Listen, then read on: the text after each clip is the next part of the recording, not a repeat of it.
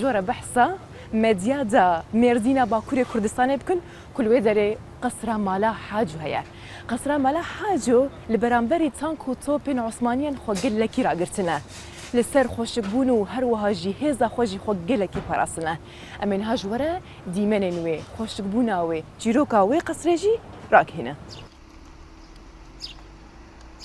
ji sala 1880 ve digel ku bûye hêrîna serhildana eşîra Hevêrkan a li hemberî dewleta Osmaniyan jî hêj bi hemû xweşikayiya xwe li ber çavan e. Ev der qesra Haco ye ku li gundê Mizîzexa Midya da Mêrdînê ye. Qesr ji aliyê Hacoyê yekemîn ango Hacoyê pêşî ve hatiye çêkirin. Biryara berxwedana mala Haco ya li hemberî Osmaniyan di vê qesrê de hatiye standin.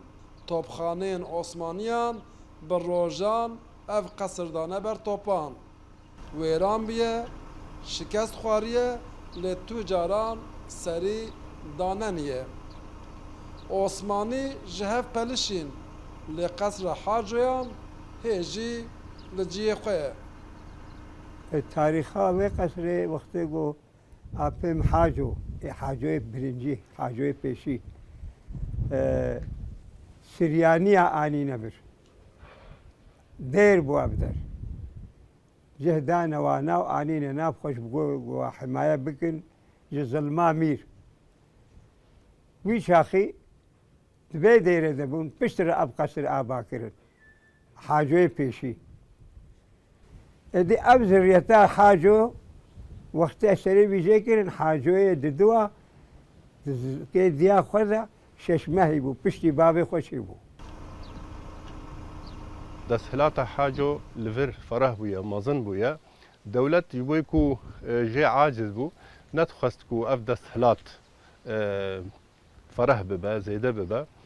Loma jî hemleyek anîne ser Haco. Ew hemle di sala 1880 de çêbûye. Ew şerê ku li vir qewmiye, dewlet eskerekî giran aniye, bi topal qesrê xistiye. Lê hevêrka ku hatina piştgiriya hevkirina eşîrê hevêrka tev de ku ketine şer de zora dewletê birine, ew şikandine. Paşê Haco ewek mehkûm bûye, di çiyê de xwe parastiye. Dewletê ji bo ku karibin Haco yanî birengekî wî bigirin, wî bikujin, ew bikin. Cilê hevjîna Haco Zeynebê li eskerekî kirine û diriya hin kesan re xeber gihane gotine wala namûsa te ketiye destê dewletê de. Ew ji bo xatirê namûsê meseleke gelkî girana hatiye xwe teslîm kiriye. Mixabin bi destê yekî ji eşîrê, malbatekê ji eşîrê serê wî jêkirine ew kuştirin. Giregirên Hevêrkan ên mala Haco di vê qesrê de diman. Her birayek di vê qesrê de di xaniyek de dima. Lê li qata herî ser Haco rûdinişt. Hacoyê pêşî tê de bû, Betê bû, Hemed bû, birayê hebûn xaniyê Hemed ba kêleka wî ye.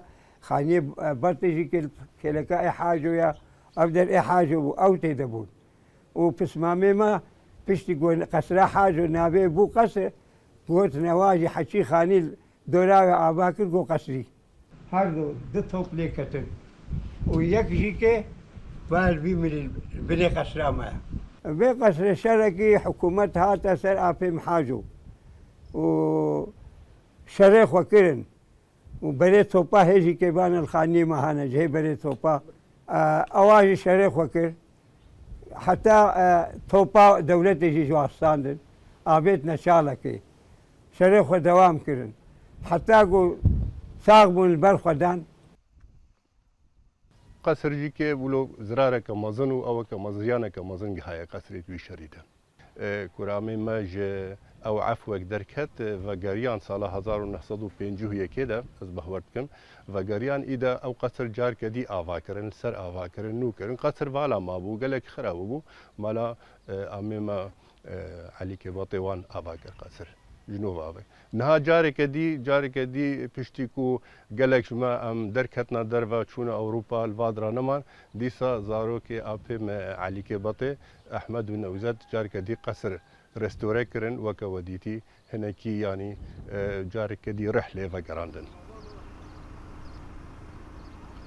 قصر حاجو جی تیده قصرین آیده میرکتی و گرگرین کردان لگلک نافچه باجار و باجاروکن باکور هیج هنه و نه هاتنه نوژن کرن. هر قصرک ده همان دمده پرچه دیروکا کردانه. نوژن کرن و شین کرن قصر حاجو دبک و جبو قصر میر و سروک عشیرین دنجی ببه فیزک. دیروکا قصر حاجو جی وکی دیروکا ولات مایه سرگون، تالان، خراکرن و جنوب آواکرن کسین که اف قصر جنوب نوژن کرنه بانگ لمالا حاجو یکل 4 آلیه جیهانی بلاو بونه دکن ورن به هفر خودیل و قصر درکون کجاره کدن اف قصر جناب نچه ماشاءالله دکا رودا میدیا